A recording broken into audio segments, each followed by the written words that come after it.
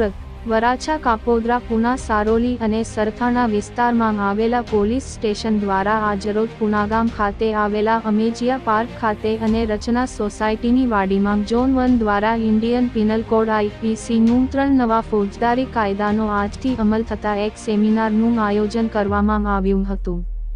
ભારતીય ન્યાય સંહિતા, ભારતીય નાગરિક સુરક્ષા સંહિતા અને ભારતીય સંખ્યા અધિનિયમ લાગુ ઠગાઈ અને છેતરપિંડી કરનાર લોકો સામે કઈ કલમ અને કયા ગુનામાં કઈ કલમ લાગશે તેની જાણકારી આપવામાં આવી હતી. આજરોજ આ સેમિનારમાં આસિસ્ટન્ટ કમિશનર વાબાંગ જમીર તેમજ વરાછા DCB ઝોન 1ના ભક્તિભા ડાભી સાહેબ તેમજ કાપોદ્રા પોલીસ સ્ટેશનની ટીમ અને પુના પોલીસ સ્ટેશન ઝોન 1માં આવતા તમામ પોલીસ સ્ટેશનના સ્ટાફ દ્વારા એક સેમિનારનું આયોજન કરવામાં આવ્યું હતું, જેમાં વ્યાખ્યાનોના ત્રાસને લઈ તેમજ બાળકો પર થતા અત્યાચાર તેમજ સિનિયર સિટીઝન માટે સેમિનારનું આયોજન કરવામાં આવ્યું હતું. કેન્દ્ર સરકારે લોકસભામાં 12મી ડિસેમ્બર 2023ના રોજ 3 સુધારેલા આપના અધિક કાયદાના બિલ રજૂ કર્યા હતા, જે ઇન્ડિયન પિનલ કોડનું સ્થાન લેશે. આ નવા કાયદાને ભારતીય ન્યાય સંહિતા, ભારતીય નાગરિક સુરક્ષા સંહિતા અને ભારતીય અધિનિયમ તરીકે ઓળખવામાં આવ્યા છે. જૂના જે કાયદા હતા જે અંગ્રેજોના જમાનાથી ચાલ્યા આવતા હતા, જૂના કાયદાના સ્થાને આજે આ નવા કાયદાઓથી ફરિયાદીને યોગ્ય ન્યાય મળે તે હેતુથી કાયદા આજથી અમલમાં આવશે તેને સમજણ આપવામાં આવી હતી. આ કાયદાની જાગૃતિ માટે રિક્ષાઓ તેમજ સાયકલ પર આ કાયદા લોકોને સુધી પહોંચે એ માટે સુરત શહેર આસિસ્ટન્ટ કમિશનર તેમજ DCB ભક્તિભા ડાભી દ્વારા લીલી ઝંડી આપવામાં આવી હતી. બાય વાબાંગ જમીર.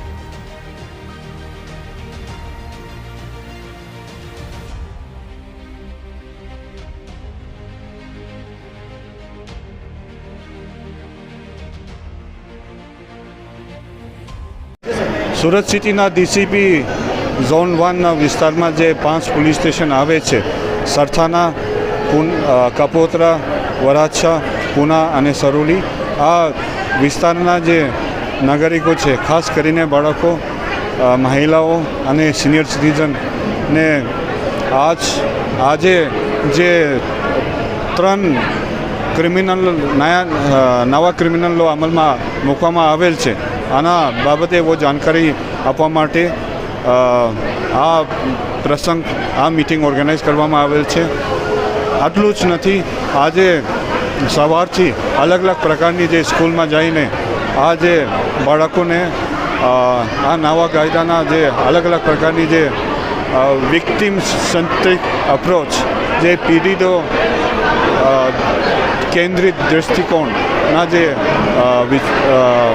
ફિલોસોફીથી જે કાર્યવાહી કરવામાં આવેલ છે, જોગવાઈ કરવામાં આવેલ છે, આના જાણકારી આપવામાં આવેલ છે. આ મિટિંગમાં મોટા સંખ્યામાં મહિલાઓ અને સિટીઝન હાજર રહ્યું અને ખૂબ જ ઉત્સાહથી આ કાર્યક્રમ પૂર્ણ કરવામાં આવેલ છે અને તમામને આ 3 નવા ક્રિમિનલ લોના વિસ્તૃત જાણકારી આપવામાં આવેલ છે.